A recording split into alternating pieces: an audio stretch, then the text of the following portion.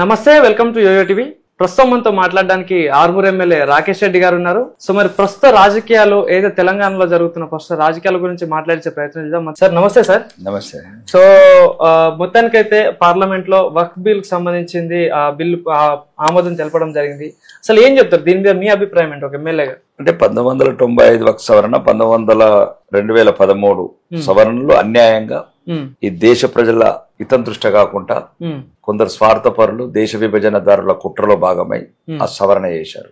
అంటే ఎటువంటి దేశ చట్టాలకు అతీతంగా ఈ దేశంలో ఉన్న సుప్రీంకోర్టు కావచ్చు, రాజ్యాంగ వ్యవస్థలు కావచ్చు, గౌరవనీయ అంబేద్కర్ గారు రాసిన రాజ్యాంగం ప్రకారం ఎటువంటి వ్యవస్థలు న్యాయం జరగకుండా అతీతంగా సవరణ చేశారు.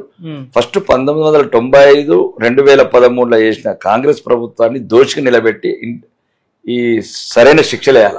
ఇంత దుర్మార్గంగా ఇంత దురుద్దేశపూరితంగా చట్ట సవరణ ఎట్లా చేశారు.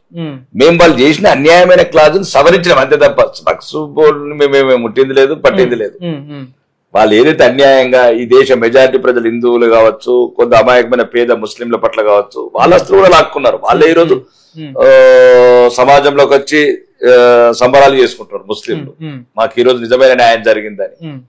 కానీ ఇక్కడ కొంతమంది నాయకులు ఏమంటా ఉన్నారంటే ముస్లింల భూములు ఎట్లాగో లాగేసుకున్నారు, అలాగే జైనులు కానీ బుద్ధుల భూములు, అదేవిధంగా హిందువుల భూములు కూడా సెంట్రల్ గవర్నమెంట్ ఉండి బీజేపీ లాక్కునే ప్రయత్నం చేస్తా ఉందని కొంతమంది నాయకులు చెప్తా ఉన్నారు. వాళ్ళకి మీరు ఇచ్చే సమాధానం అసలు ఫస్ట్ వక్ఫ్ గురించి తెలియాలండి చాలా మంది. ఈ వక్ఫ్ అనేది ఎందుకు ఏంటి అసలు ఇది అర్థం కూడా కావాలి. అసలు ఎవరికి అర్థం కాకుండా పాపం ఇంకా ముస్లింస్ అని రెచ్చగొడుతున్నారు కొందరు నాయకులు. అసౌద్దీన్ ఓవైసీ లాంటి వాళ్ళు బాగా రెచ్చగొడతారు. అమాయకులైన పాపము చదువు లేని కొంతమంది వాళ్ళు ఉన్న పరిస్థితుల దృష్టి వాళ్ళని రెచ్చగొడతారు అమాయకమైన ముస్లింస్ ని. ముఖ్యంగా ఈ వక్ఫ్ అనేది ఈ రోజు తెలంగాణ ప్రభుత్వము తెలుగు వచ్చిన ప్రతి ఒక్కరు తెలుసుకోవాలి.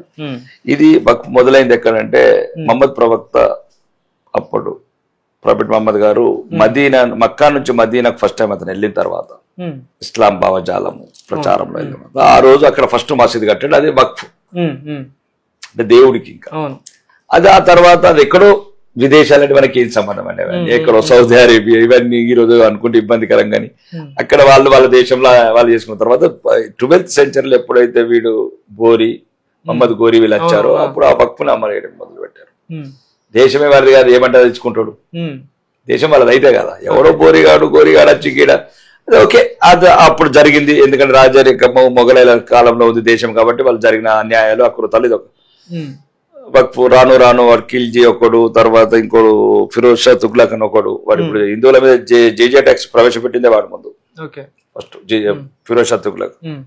ఆ నుంచి లాస్ట్ కు దాని పీక్ ఎక్స్ట్రీమ్కి వెళ్ళిందంటే ఔరంగజేబ్. దాని తర్వాత ఎప్పుడైతే British India east India company వచ్చిన తర్వాత దీన్ని ఆల్రెడీ ఈ వక్ఫే చెల్లదని తీర్పిచ్చేసింది.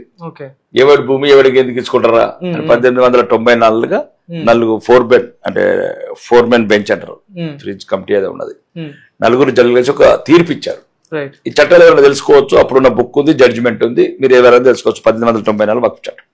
దాంట్లో క్లియర్ గా జడ్జిమెంట్ ఇచ్చేసింది ఏంటంటే వక్ఫ్ బోర్డే చెల్లదు కథ.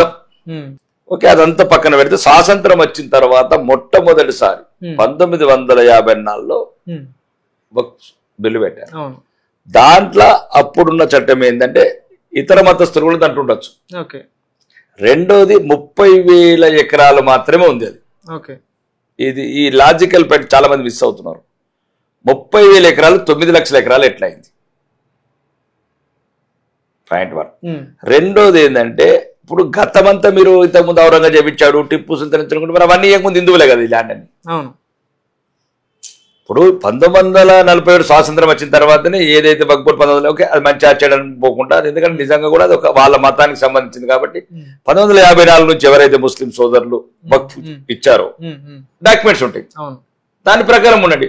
లేదు మా ముత్తాతలు ఔరంగజేబు నైజాములు వెళ్ళినప్పుడు అంటే అంతకుముందు మా తాతలు కూడా వెళ్ళారు. హర్షవర్ధనుడు వెళ్ళాడు, అశోకవర్ధనుడు వెళ్ళాడు, అశోకుడు వెళ్ళాడు, బిందుసారుడు వెళ్ళాడు, చంద్రగుప్తుడు వెళ్ళాడు. నేలంతా మాదే కదా, మీకెట్లా వచ్చింది?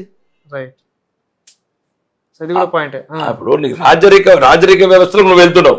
అలా కాకుండా 1954 తర్వాత బోర్డు ఏదైతుందో అదే బోర్డుతో ఉండండి. 30,000 ఎకరాలు ఉండని. లేదు తర్వాత ఇచ్చిన ముస్లిం సోదరులు ఎవరైతే వాళ్ళ మతం దృష్టి ఇచ్చారో అవి యాడ్ చేయండి.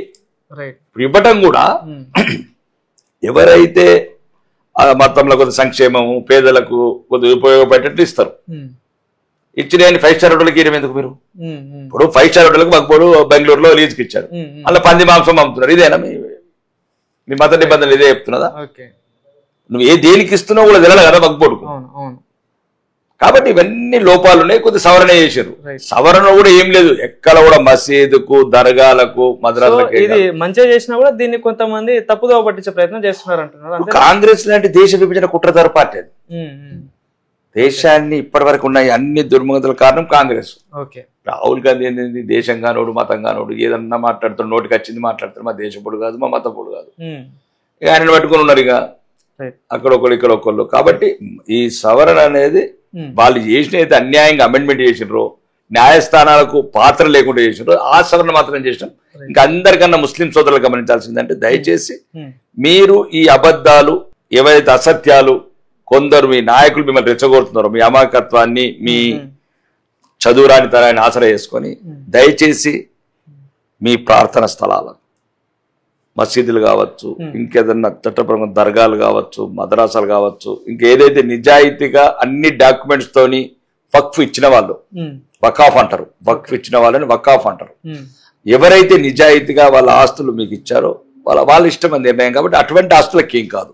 మీరు ఏదైతే పేదవాళ్ళ భూములు లాక్కోవాలనుకుంటారో, 1500 సంవత్సరాల కింద చంద్రశేఖర స్వామి గుడిని లాక్కోవాలనుకుంటారు మీ మతం పుట్టక ముందు.